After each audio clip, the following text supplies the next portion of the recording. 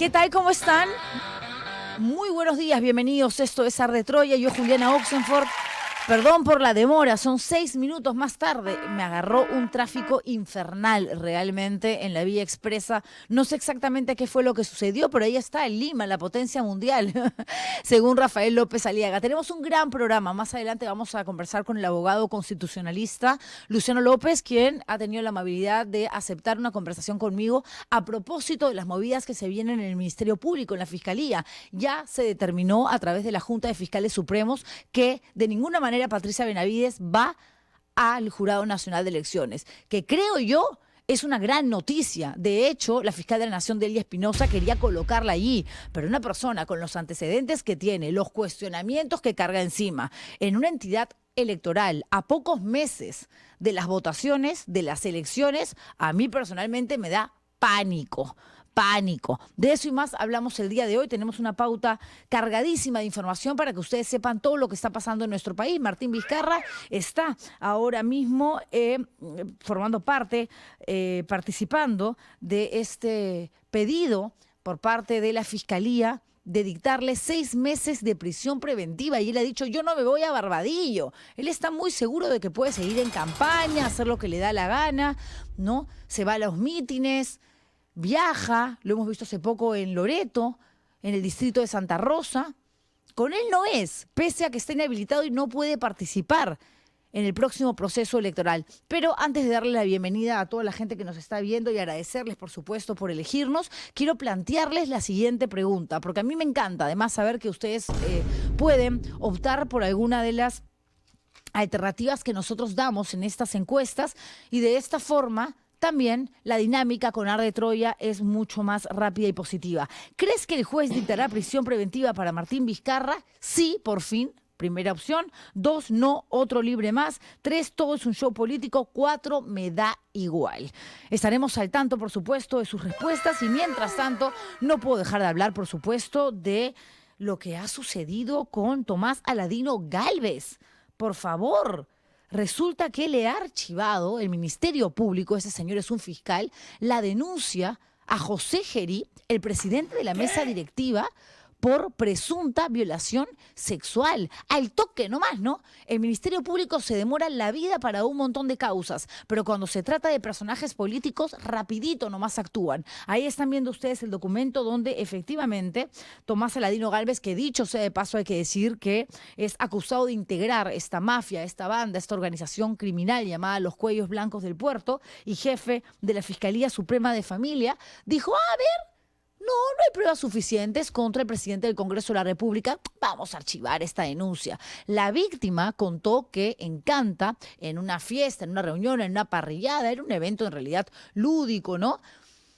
Ella recuerda haber estado tomando, bebiendo, como cualquier mayor de edad, que si es responsable, toma, y si no eres responsable, igual nadie tiene por qué agredirte sexualmente. Después de eso, ella misma ha narrado que borró cinta. Literalmente no recuerda absolutamente nada de lo que sucedió, pero que al momento de despertar no solamente estaba mareada, como si lo hubiesen dopado, drogado, sino que era evidente que había sido ultrajada. Cerca a ella, un polo, una camiseta sudada que reconoció que había estado utilizando el hoy presidente de la mesa directiva, José Gerí, durante la parrillada, durante la jornada de sol, de entretenimiento en la que habían participado todas estas personas.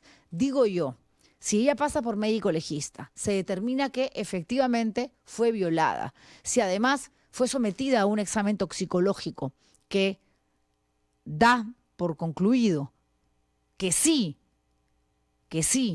fue drogada, dopada, ahora falta ver qué sucede con las personas que ella acusa, porque no solamente José Gerí, hay un hombre más, que ese va a seguir siendo investigado. O sea, a él sí lo dejan en proceso todavía con un expediente abierto, pero a José Gerí lo limpian desde ahorita. ¿Para qué? Para no tener un presidente de la mesa directiva que sea cuestionado por algo tan grave como presuntamente haber ultrajado a una mujer.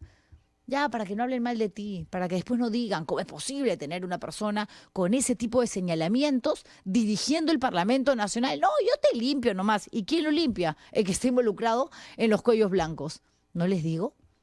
¿No les digo? Esto no cambia nunca.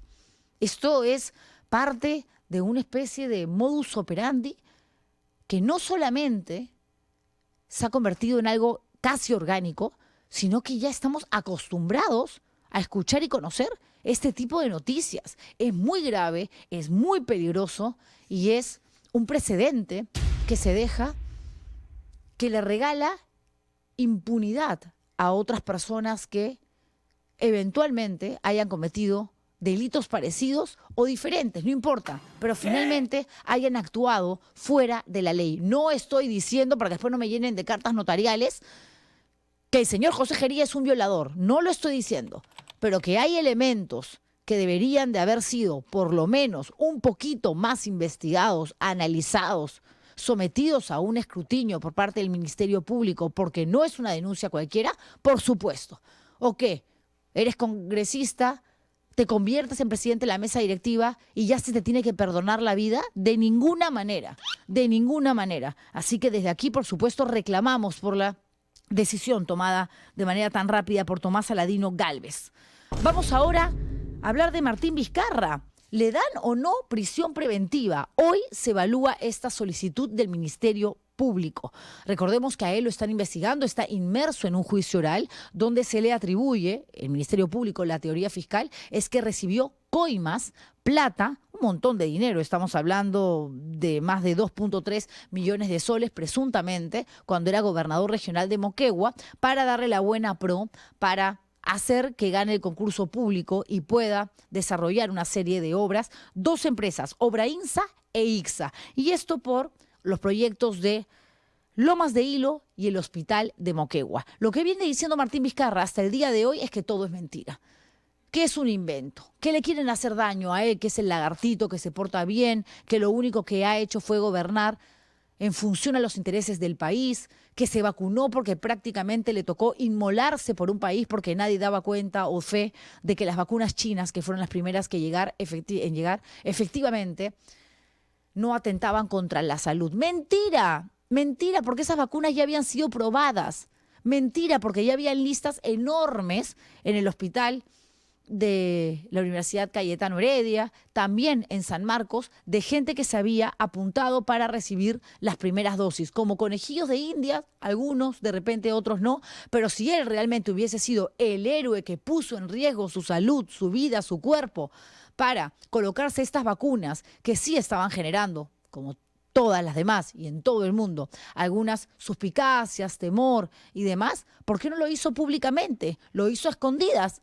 Ahí va el doctor Málaga, recuerden ustedes, y otros más, de frente con la jeringa a pincharlo a él, a la esposa, a toda la familia, mientras el resto de ciudadanos esperábamos desesperados por esa vacuna que representaba una cuota de fe, de esperanza a poder sobrevivir en un momento donde sentíamos que el mundo simplemente se acababa, la pandemia de la COVID-2019. Pero bueno, vamos a ver qué sucede. Esta audiencia acaba de arrancar, él está segurísimo de que no va a haber prisión preventiva, que no lo van a trasladar a Diroes, Barbadillo, es lo mismo, que no va a estar con Toledo, que no va a estar con Humala, que él va a poder seguir con su vida y encima esperando a que la Corte Interamericana de Derechos Humanos se pronuncie por la cautelar que él ha presentado, la medida para que dejen en pausa este castigo y sí pueda participar en el proceso electoral del 2026. Está en campaña, obvio, desde hace rato. Le han dicho que no puede, pero a él no le interesa. ¿Le valdrá tanta seguridad en sí mismo en momentos claves como ahora? Porque la Fiscalía puede solicitar lo que le dé la gana, pero finalmente es el Poder Judicial el que determina si corresponde cambiar la figura de comparecencia restringida a prisión preventiva o no. Y para eso hay que determinar si hay arraigo domiciliario, hay arraigo laboral, si hay o no existe peligro de fuga. Sobre eso Martín Vizcarra también ha respondido en más de una ocasión diciendo, aquí estoy, cada vez que me citan, yo vengo. No entiendo cuál es el problema. ¿Acaso soy una persona que rehúye a las citaciones, a las audiencias? Bueno, Kevin García está en el juzgado, en este evento, en esta audiencia que arrancó, no puntual, 9 de la mañana, minutos un poco más tarde, pero tiene información en vivo y en directo. Kevin, ¿cómo estás? Muy buenos días. ¿Qué tal, Juliana? Muy buenos días. Así es, nos encontramos en la sede de la Corte Superior Nacional del Poder Judicial y, como lo comentabas, esta audiencia ha comenzado aproximadamente 9:30. Vizcarra llegó 9 de la mañana, para ser exactos, y como lo has manifestado, él nuevamente se ha mostrado tranquilo y confiado a la decisión que pueda tomar el juez el día de hoy. Pero te voy a mostrar el panorama de lo que se viene registrando al exterior justamente de esta sede, porque a ritmo de una cumbia, con esta frase del Bebito Fiu Fiu, simpatizantes de Martín Vizcarra vienen manifestándose aquí al exterior. Vemos a diferentes personas con carteles, hay 2 parlantes incluso que han traído para poder no solo escuchar la audiencia, sino también escuchar estas canciones con el nombre de Martín Vizcarra, gigantografías. Vemos incluso a una persona vestida de lagarto, tiene este disfraz que cabe mencionar. En su momento, la defensa de Martín Vizcarra dijo al fiscal Germán Juárez Atoche, quien está pidiendo estos 6 meses de prisión preventiva, de que no se refiera a Vizcarra con este apodo de lagarto. Sin embargo, acá la gente lo reconoce así. Lo que tenemos hasta el momento como información también y lo que se viene desarrollando al interior de esta sala es la exposición de las evidencias del caso. Y el juez al inicio fue muy enfático con el tiempo, porque recordemos que la última vez que se negó este pedido de prisión preventiva, la audiencia duró como hace casi las 11 de la noche. En cambio, por el contrario, el día de hoy el juez ha sido muy enfático en indicar que tanto la defensa como la fiscalía tienen 50 minutos para exponer la evidencia del caso. 25 minutos por cada proyecto, tanto por los cuales está siendo acusado Martín Vizcarra, y 20 minutos para el peligro procesal.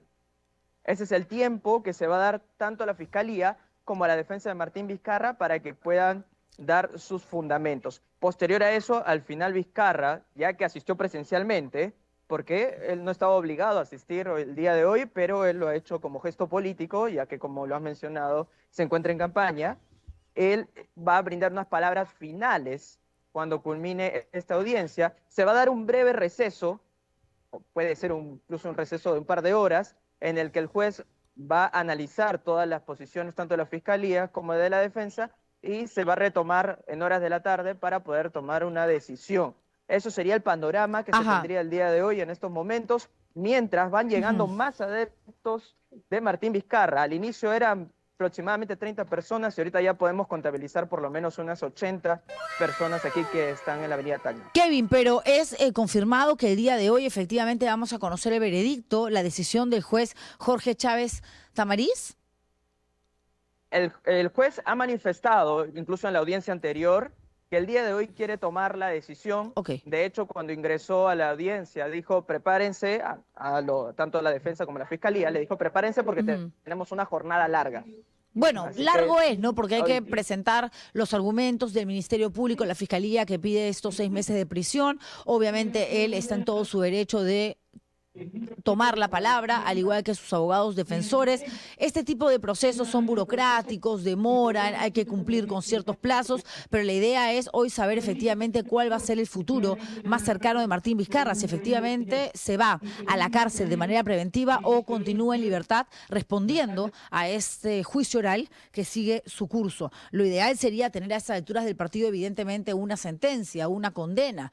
Esto es parte también de los procesos que se alargan y que no tienen cuándo acabar, realmente son interminables en nuestro país. Kevin, muchísimas gracias, regresamos contigo ante cualquier eventualidad, pero sí, hay que recordar que el Poder Judicial ya había rechazado un primer pedido de la Fiscalía, se apeló y ahora es este juez, Jorge Chávez Tamariz, quien tiene que decidir si efectivamente procede o no lo que está solicitando la Fiscalía, ¿no?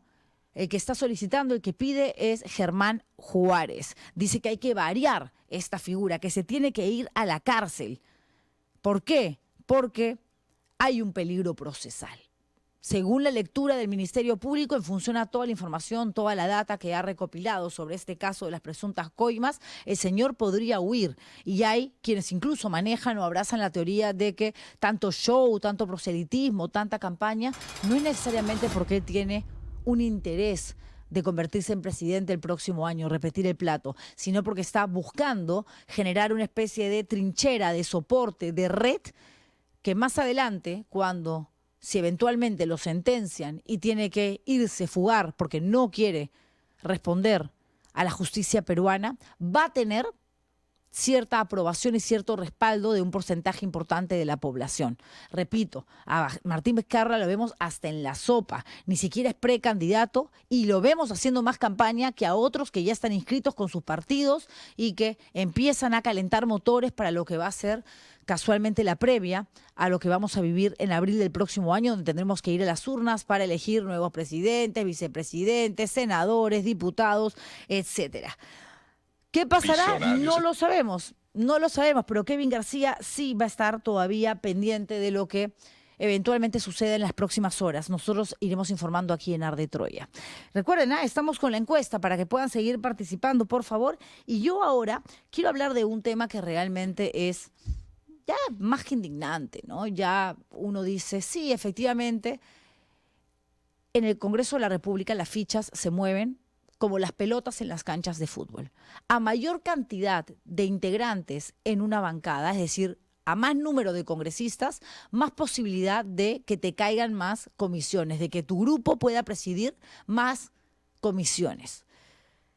Pero yo digo, si estas decisiones se toman a la interna, porque no es que hay votación, ¿quién te parece a ti que debería de ser el nuevo presidente de la Comisión de Constitución si sale Fernando Rospigliosi, Alegría? ¿Qué piensas, Rosángela Barbarán? ¿Te parece bien, Patricia Juárez? No, eso lo definen los líderes políticos, Keiko Fujimori, lo decide Porqui, el señor José Luna, el propio Vladimir Cerrón desde la clandestinidad.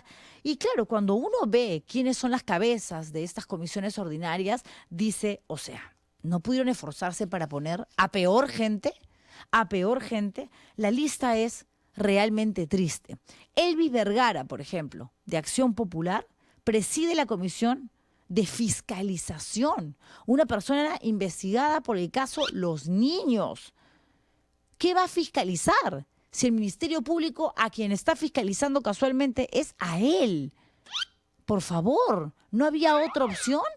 Pregunto. 2, María Acuña, la expresidenta de la Subcomisión de Acusaciones Constitucionales, la hermana de César Acuña y la misma que no tenía cómo responder a la falta de prueba con respecto a sus tesis, porque ella dice que tiene bachiller, posgrado, maestría, y cuando se le pregunta si por favor no puede acceder a esa documentación que pasa por un trabajo intelectual, evidentemente que ella debería de guardar por lo menos en su computadora, dice que el Huayco en Trujillo se lo llevó. Cuando sabemos que el Huayco ni siquiera llegó a las inmediaciones de la Universidad César Vallejo.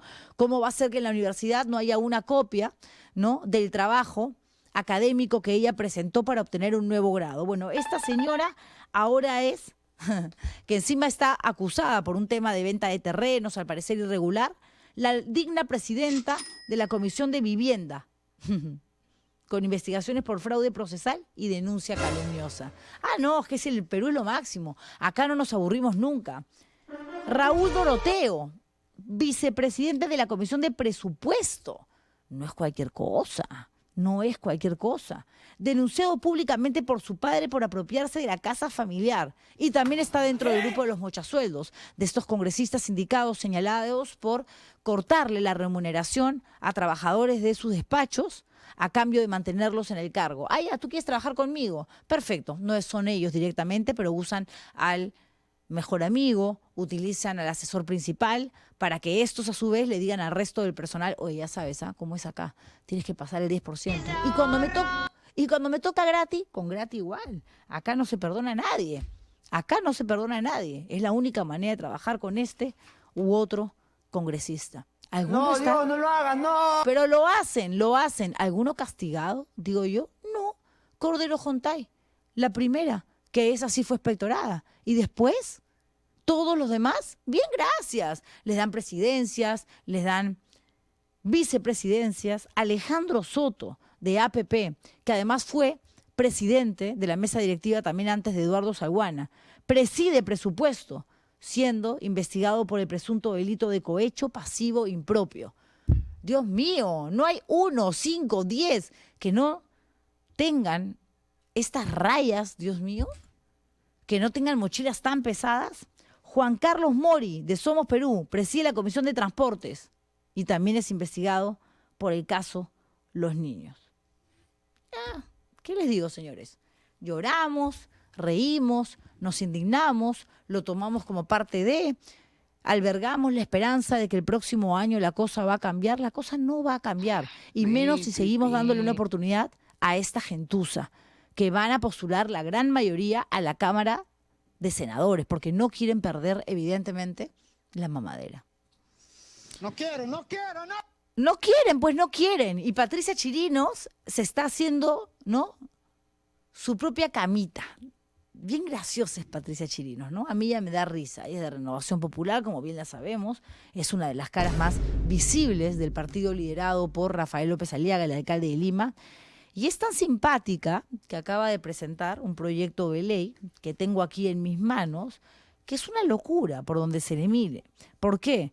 Porque dice acá que los alcaldes, por ejemplo, que postulen al Senado, ¿ya?, o a la presidencia de la República, no tienen por qué renunciar a su cargo. La norma lo que dice ahora es que si tú estás en funciones actualmente, tienes tiempo hasta el mes de octubre para renunciar y dedicarte de lleno a tu campaña política. Bueno, Patricia Chirinos ahora pretende, con este proyecto de ley, lo siguiente: que en un periodo, ¿ok?, no menor de 60 días, es decir, no menor de 2 meses tan solo, tú pides licencia, tú pides permiso y dices, me voy a ausentar un ratito del gobierno regional, voy a dejar un ratito de la municipalidad porque quiero participar, quiero ser senador, quiero ser presidente, vicepresidente, en fin. Y te dicen, ok, no hay ningún problema, vaya usted, y si no gana, no se preocupe, porque esta casa, esta municipalidad, esta comuna, este gobierno regional mantendrá las puertas abiertas en caso de que usted resulte un perdedor o una perdedora para que vuelva como los grandes. ¿Se dan cuenta del uso político de estas herramientas creadas por congresistas para favorecer a los amigotes? Renuncias y pierdes. Ah, pero no, pues Juliana, que no seas mala, te vas a quedar sin soga y sin cabra. Bueno, el que arriesga eres tú. Eso le pasó a George Forsyth, por ejemplo, que dejó abandonada la municipalidad de La Victoria porque quería ser presidente.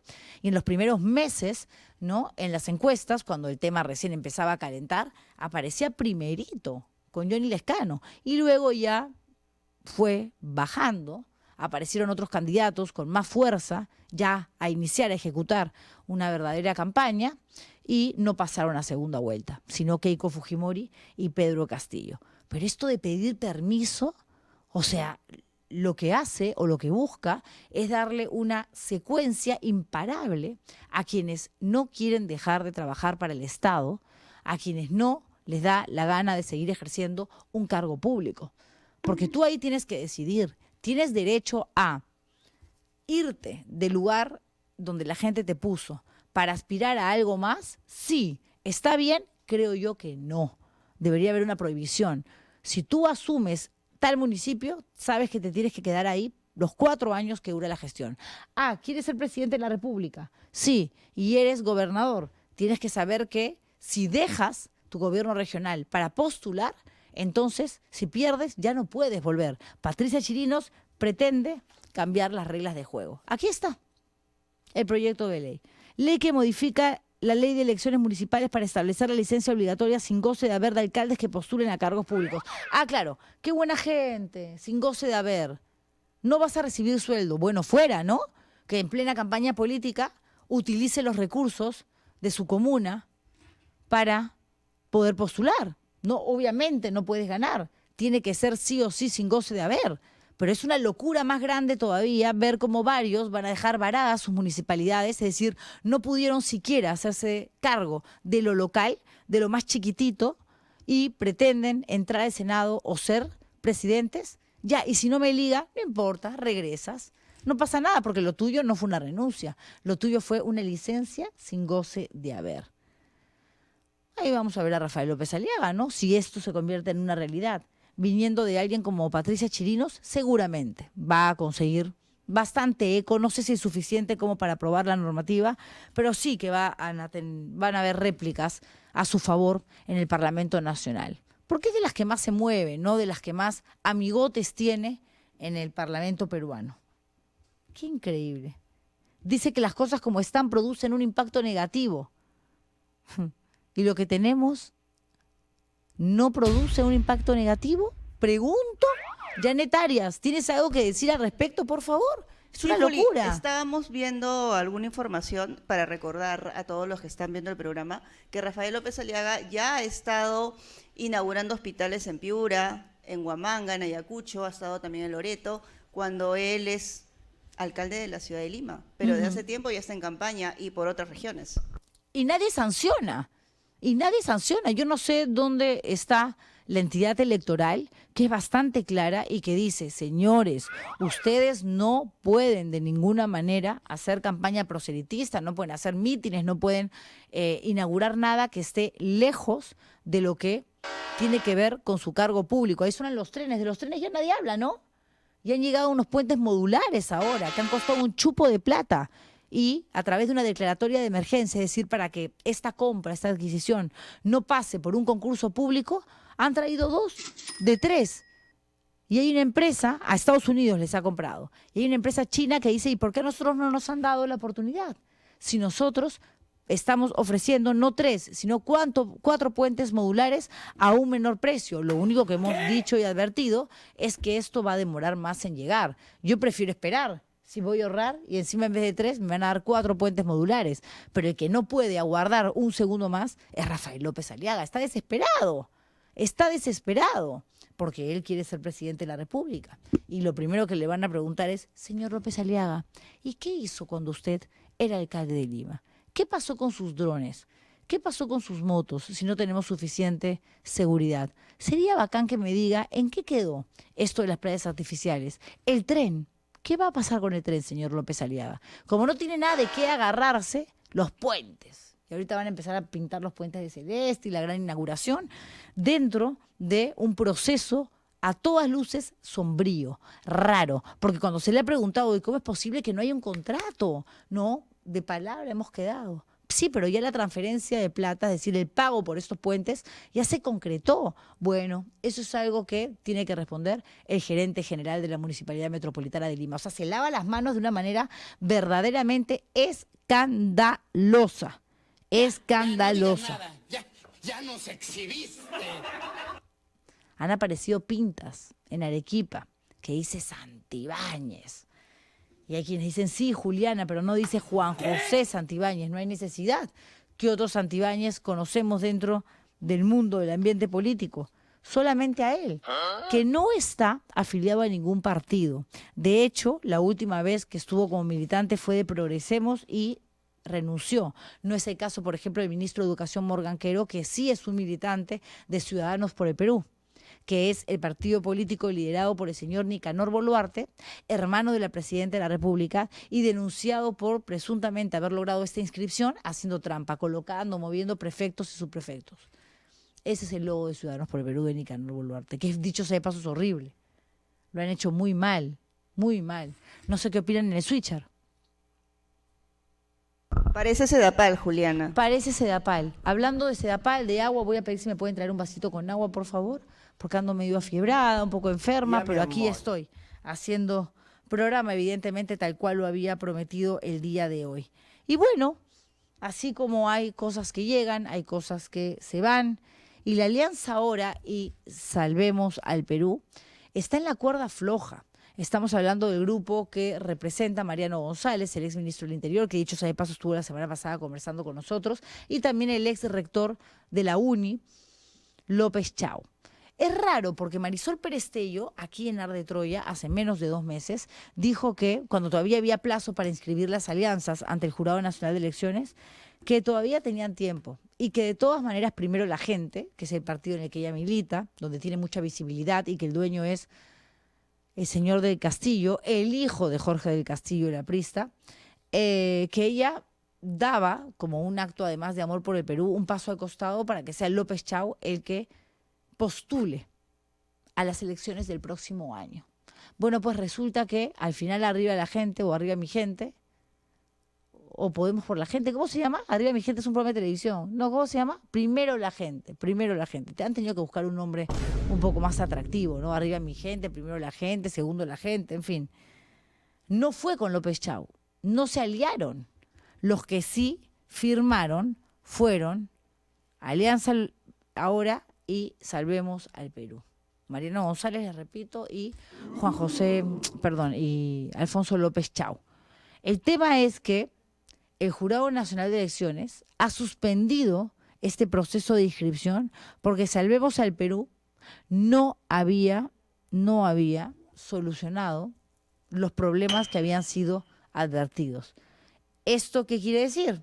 Que existe la gran posibilidad de que López Chau ya no vaya con la gente de Mariano González y que López Chau vaya, sí, efectivamente, a esta ruta en busca de la presidencia de la República, pero en solitario. Yo creo que López Chau no necesita que tanta gente le sume, ¿no? Lo que le falta es comunicar al pueblo, viajar y tener una participación bastante más activa, porque estamos a agosto, septiembre, octubre, noviembre, diciembre, enero, febrero, marzo, abril. En 8 meses ya vamos a estar votando, en estas sábanas, en estos planillones de nunca acabar, pero finalmente votando. Y Juan José Santibáñez parece que quiere ser presidente. Si no, ¿quién ha mandado en Arequipa a colocar todas estas pintas? Pregunto, a intervenir estas paredes. Esto lo sacó Epicentro ayer, el portal de mis buenos amigos que creo yo hacen muy buen periodismo. ¿Tenemos las imágenes? Sería genial tener las imágenes. Hola, Switcher. Estamos cuadrando, Juli. Ok.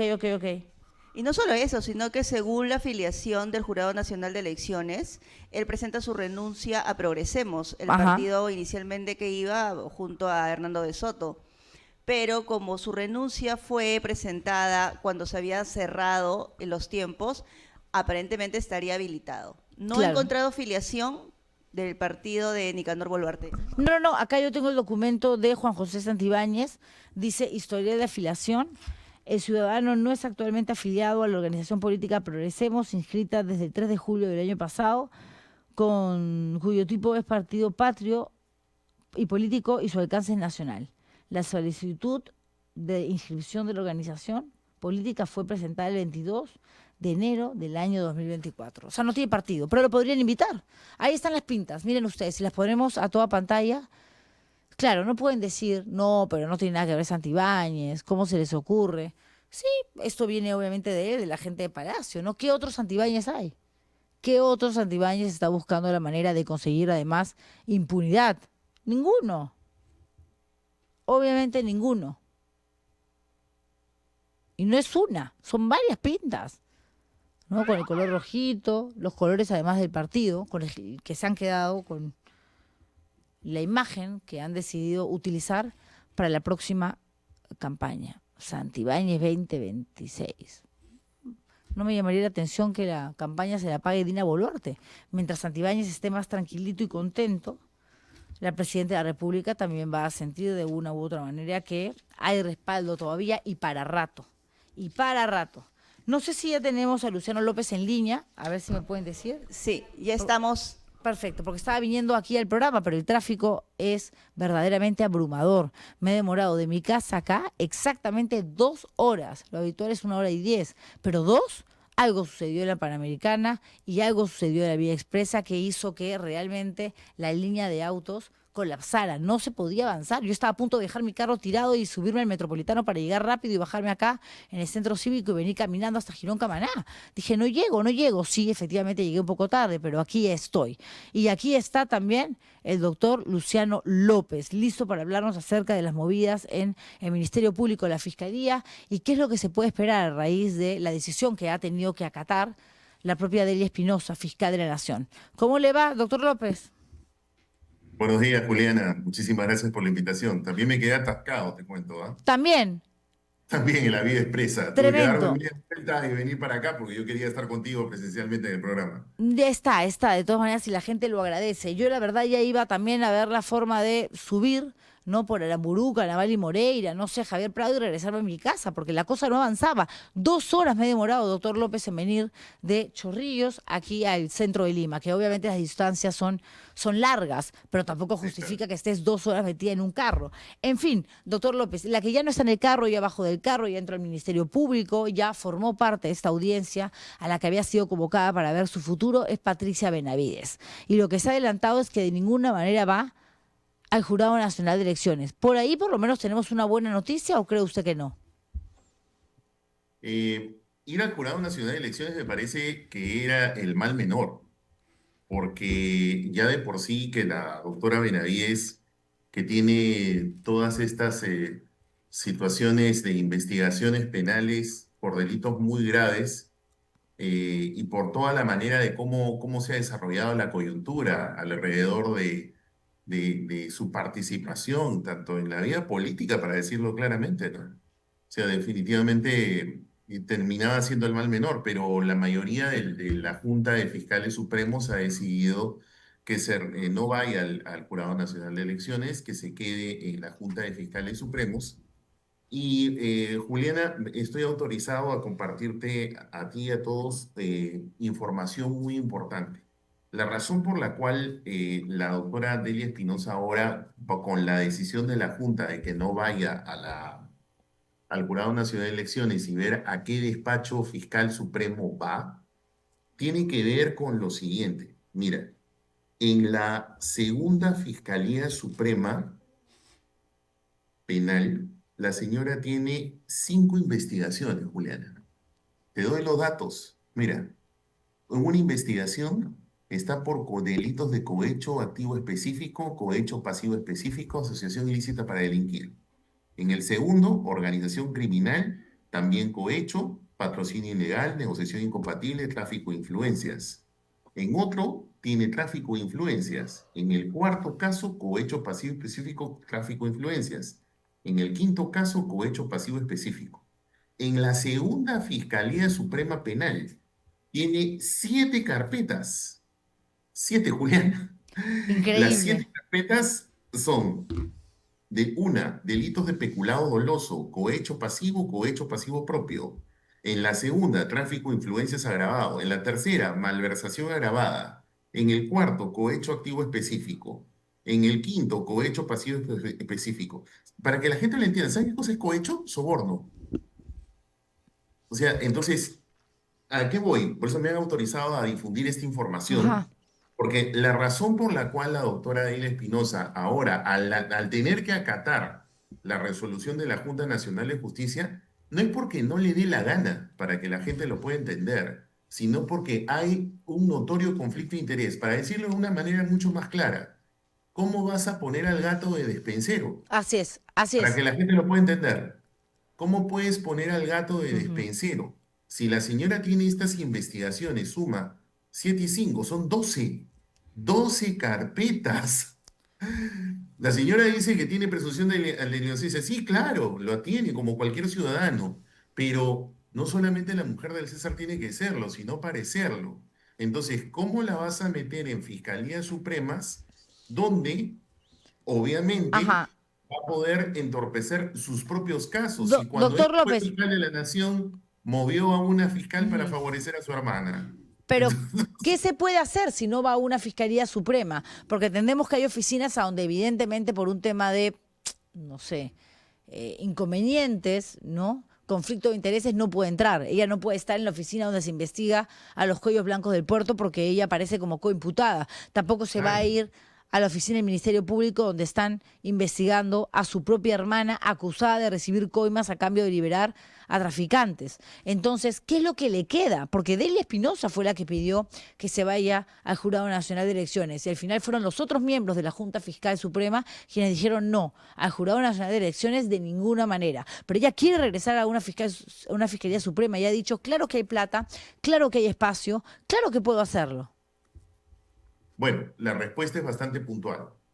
Como se pueden haber dado cuenta de lo que acabo de pasar lista, esa fue la razón principal por la que la señora Espinosa planteó a sus colegas que vaya al Jurado Nacional de Elecciones y por eso mencioné al inicio de que era el mal menor. Como sus colegas, por mayoría, y con el voto también de la señora Benavides, decidieron de que no sea así y ellos tendrán que hacerse responsables por su decisión. Entonces ahora el señor Espinosa con su equipo técnico están estudiando para ver cómo hacen para reponerla a una fiscalía Ajá. suprema en donde esta interferencia pueda reducirse, por decirlo de alguna manera. Y digo interferencia porque como es natural, y vuelvo a repetir, bajo lo que nosotros llamamos la neutralidad, tienes que no solamente ser neutral, sino parecerlo. Y si tú tienes 12 investigaciones, no puedes estar, pues entonces, en una Claro, fiscalía donde están tus propios casos. Luciano, Entonces, pero entendemos que más allá de lo que representa que una persona tan cuestionada con 12 procesos abiertos en el Ministerio Público regrese a la Fiscalía a formar parte del lugar donde le están investigando, es una decisión que se tenía que acatar sí o sí, ¿verdad? Ya no había espacio para apelar. ya no había espacio, pese a que todavía se encuentra pendiente, Ujú, perdón, que la Junta Nacional de Justicia responda un pedido aclaratorio último que ha presentado la señora Espinosa, ujú. porque aquí te doy un dato. Resulta que esta Junta Nacional de Justicia, en el mes de enero de este año, había inhabilitado también a la señora Benavides. Luego esta había reconsiderado la decisión y cuando ha venido la reposición famosa que ha generado todo este problema, resulta que la anterior inhabilitación todavía estaba vigente. Mira tú esta cosa de locos. Y esta situación recién la ha conocido, al menos formalmente, la señora Delia Espinosa el 31 de julio. Entonces, y es más, en la Junta Nacional de Justicia dice, sí, pero esa suspensión ya se superó. Claro, pero esto no estaba lo suficientemente aclarado. Es un tema de fechas y de cronograma un tanto técnico, pero lo cierto es de que esa consulta, ese pedido de aclaración, todavía está pendiente de que la Junta Nacional de Justicia lo responda. Ajá. Lo cierto es que ya no se podía hacer más. Pero es importante, Juliana, que la población sepa que no era una decisión arbitraria de la señora Espinosa, sino que por el dato, los datos que acabo de proporcionar, que estoy autorizado a proporcionarlos, que es la existencia de nada más y nada menos que de 12 investigaciones. Entonces, por esas 12 investigaciones, aquí lo institucional está prácticamente por los suelos. De acuerdo. O De sea, acuerdo, pero y además eso es qué lo que es indignante. importante que la gente sepa Sí, eso. sí. Qué indignante saber que la persona que firma el documento para que Patricia Benavides regrese en calidad de fiscal suprema es aquel que ha sido denunciado por su ex esposa por haberla violentado psicológicamente. Ahí están las cartas notariales. Es un hecho absolutamente válido, específico y objetivo. Nadie ha dicho nada. Nadie ha levantado su voz diciendo cómo es posible que vamos a tener a este señor como presidente de la Junta Nacional de Justicia, el encargado de poner y sacar jueces y fiscales. De la misma manera, a Patricia Benavides, regresando a ella. ¿Cómo es que va a terminar yendo a formar parte de una fiscalía anticorrupción? Cuando a ella la denuncian, entre otros delitos, también por el presunto delito de corrupción. No tiene ningún tipo de lógica. No hay ningún tipo de lógica, tú misma lo acabas de decir. Por eso es que es importante que la ciudadanía conozcan, porque hay una narrativa, no, bueno, los abogados de parte de la señora Benavides hacen su trabajo de abogados de parte, pero como comparsa de ese discurso que es natural, pues un argumento de defensa, sí lo preocupante es que hay todo un sector específico de una prensa y a su vez de todo el coro de los diversos políticos que están en el Congreso y los que coadyuvan a esos partidos políticos que gobiernan del Congreso, a que en todo momento señalan de que se trata de un desacato, pero no es un desacato, porque como acabo de mencionar, existen todavía situaciones que la Junta Nacional de Justicia no aclara y que son bastante oscuras, y por otro lado, porque implementar esta decisión oscura de parte de la Junta Nacional de Justicia de reincorporar a una señora que tiene 12 investigaciones por Ajá, delitos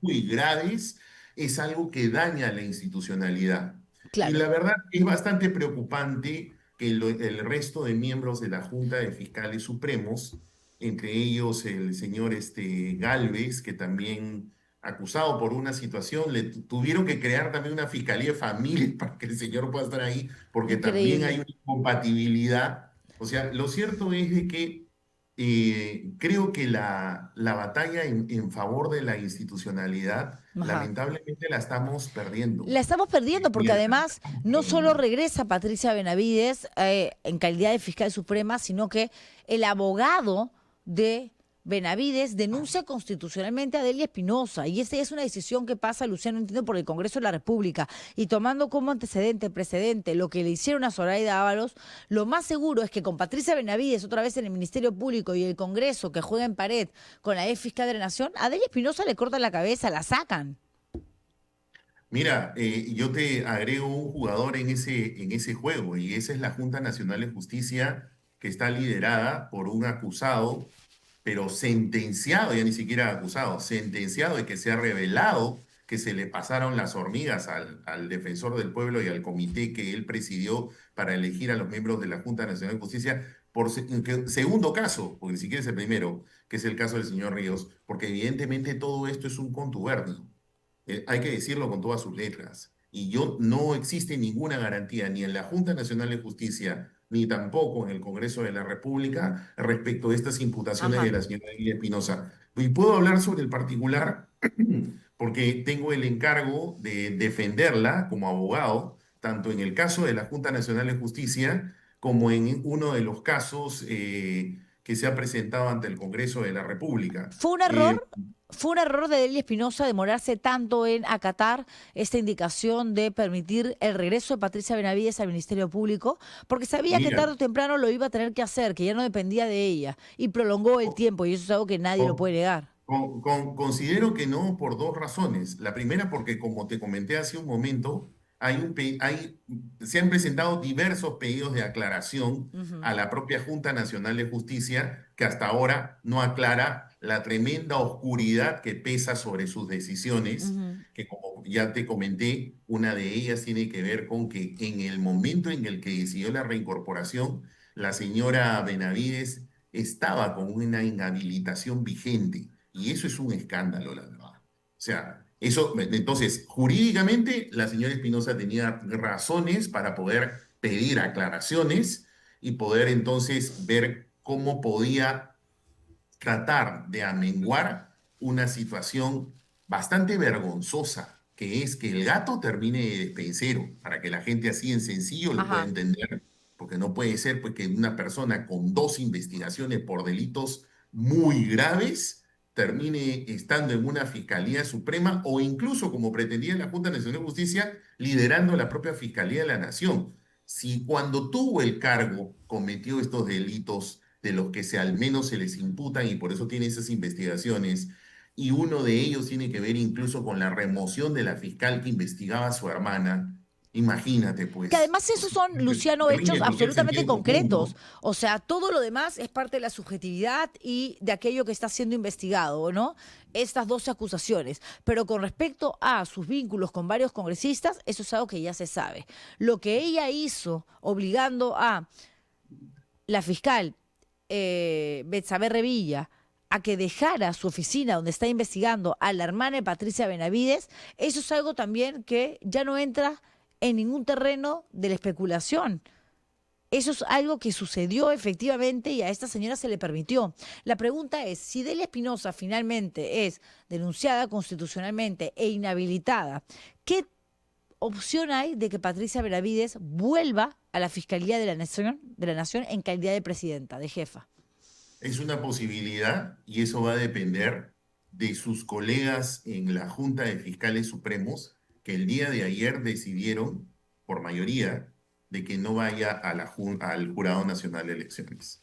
Se esbozaron argumentos legales, que es lo que tengo entendido, porque yo la verdad que no, como no soy abogado del asunto, ni tampoco soy un asesor permanente de la Ajá. doctora, sino en concretos asuntos que son de público conocimiento, pero ayer de la información que me han facilitado, entiendo que hubo una posición legal que manifestaron el resto de los miembros de la Junta de Fiscales Supremos y que decidieron que no vaya al jurado, que era el mal menor, como dije. Ajá. Pero dependerá siempre de ellos, porque respecto de la Junta de Fiscales Supremos es sobre quien recae la competencia constitucional de decidir quién es fiscal de la nación.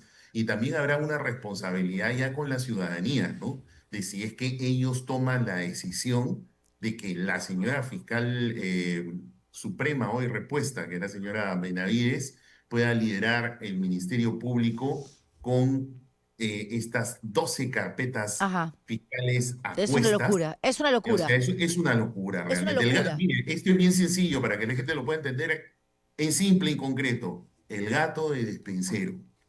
Total. Eso es lo que está Total, pasando. total, total. Pero ya que hablamos de temas constitucionales, nuevamente la Comisión de Constitución está en manos del Fujimorismo. Antes con Fernando Rospigliosi y ahora con el señor Alegría. ¿Qué tanto más pueden descuartizar la Carta Magna, Luciano, para buscar tener, ¿no?, el espacio perfecto para lo que eventualmente pueda suceder en las próximas elecciones? Porque hemos visto cómo lo han arreglado todo, han movido sus fichas en función a sus intereses, no a lo que le viene bien al país. ¿Qué más podrían hacer? Eh, Creo que todavía tiene un año para seguir Un año, descontando, dando definitivamente. lata. Y lamentablemente creo que aquí hay que hacer un mea, toda la población creo que debemos hacer un mea culpa porque creo que la razón por la que ellos siguen haciendo lo que les venga en gana es básicamente porque no hay una reacción de la población y probablemente la población se va a manifestar de una manera bastante severa, entiendo Ajá. yo, al momento de elegir, es decir, en las elecciones, lo cual es una situación peligrosa. Pero concretamente a tu pregunta, creo que, mira, mientras esté la Comisión de Constitución en manos del Fujimorismo y de los partidos que cogobiernan con la señora Dina, Boluarte, creo que siempre podemos esperar lo peor. Y no estoy exagerando, porque ahí están las consecuencias. Las así es. consecuencias que tenemos hoy son fruto de ese mal manejo del poder público en manos de estos partidos y espero que la población sea consciente al momento de votar. María del Carmen Alba, presidenta de la Comisión de Reforma de Justicia, ha dicho que va a presentar un proyecto de reforma constitucional de la Administración de Justicia. No ha sido muy explícita, no ha dicho efectivamente qué es lo que quiere buscar, pero claramente al tocar esos términos y al hablar de un proyecto para cambiar la administración de justicia, estamos hablando de una situación que viniendo de alguien como María del Carmen, con sus aliados que ya todos conocemos, por supuesto que da por lo menos no solo curiosidad, sino también cierto temor. Más que temor, yo diría, Juliana, pavor, Mm, porque estamos hablando de una reforma constitucional que la va a hacer un Congreso que está por debajo del margen de error estadístico. O sea, ese Congreso con ese margen de error estadístico de legitimidad, es decir, de ilegitimidad, es la que quiere hacer una reforma en la justicia. Porque hay que tener un punto clave. A ver, no es que no se necesita hacer reformas en el sistema de justicia. Claro, la reforma del sistema de justicia debe ser un proceso permanente. Existe una iniciativa de hace ya más de 20 años que fue el Seriajus y que nunca sus propuestas se implementaron. Creo que tendrían que actualizarse, pero ajá. la pregunta es, ¿la tiene que hacer un Congreso deslegitimado como este, que tiene un margen de aceptación de, ¿cuánto? Ya 2% entiendo, ¿no? Según las últimas encuestas, en una coyuntura en la que falta un año, un poco menos de un año, para cambiar ya de régimen de gobierno, tanto parlamentario como del ejecutivo, es la oportunidad para hacerlo.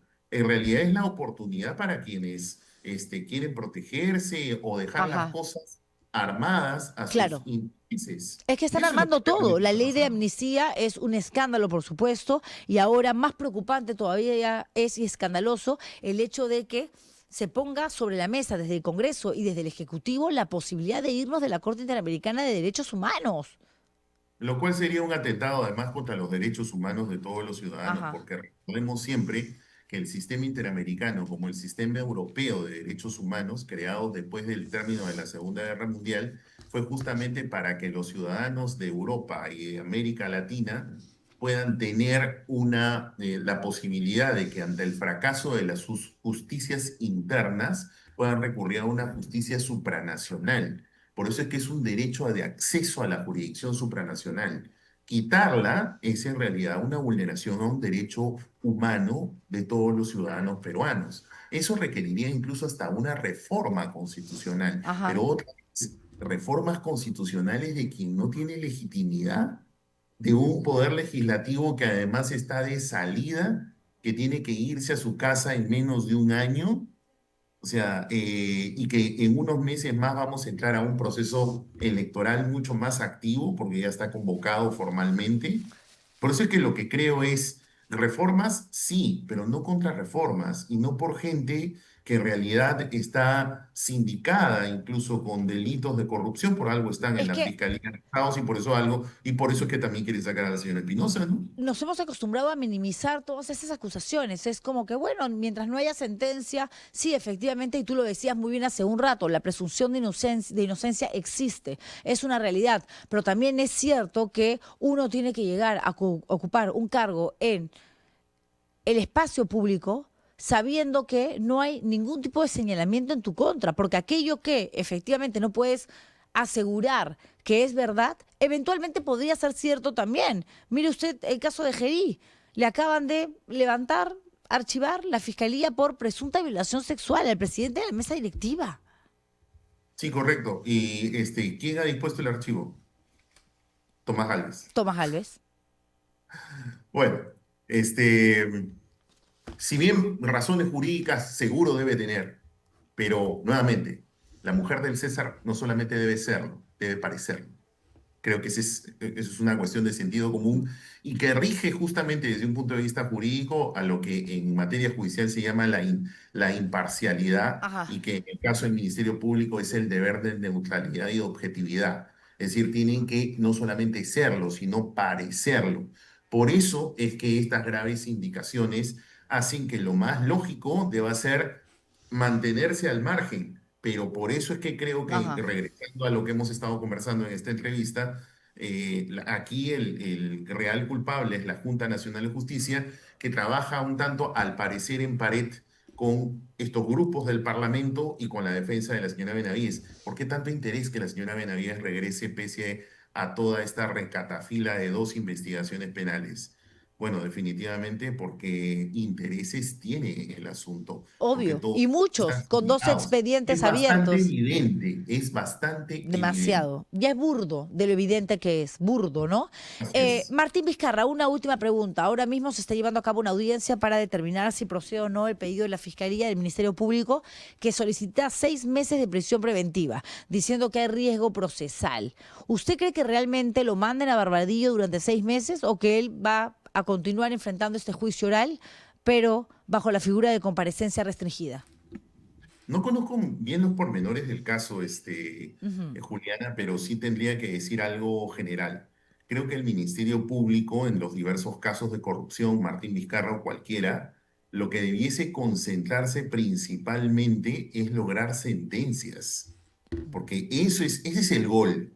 Claro. Eso es con lo que se ganan los partidos. O sea, y si es que hay realmente riesgos de fuga, etcétera, bueno, entonces proceder a algún tipo de arraigo.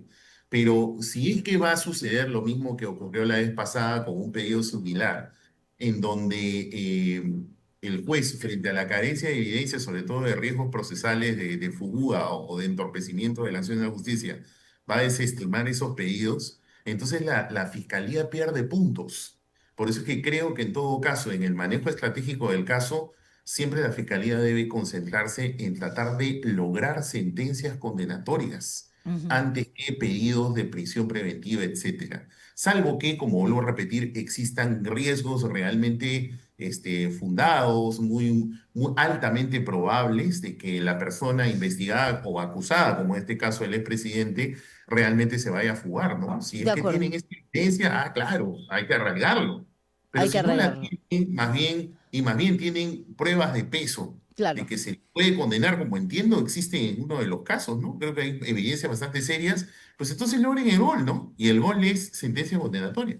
De acuerdo. Bueno, en realidad la prisión preventiva no siempre es la mejor figura. Debería de ser una Exacto. excepción a la regla. En nuestro país es una constante. Pero ¿qué hacemos si efectivamente las investigaciones duran la vida y luego cuando pasan a juicio oral y luego cuando el Poder Judicial tiene que determinar si efectivamente absuelve o condena, puede llevar 5, 6, 10 años? 10 años. Por eso es que la gente se cansa de esperar, y no es que esté bien, Por- pero termina por- alargándose, porque además se acaban también los plazos de impedimento de salida del país y de otras figuras que lo que hacen es resguardar un proceso teniendo la seguridad de que las personas involucradas van a responder y no van a huir de la justicia. Pero eso en el Perú no pasa. Exactamente.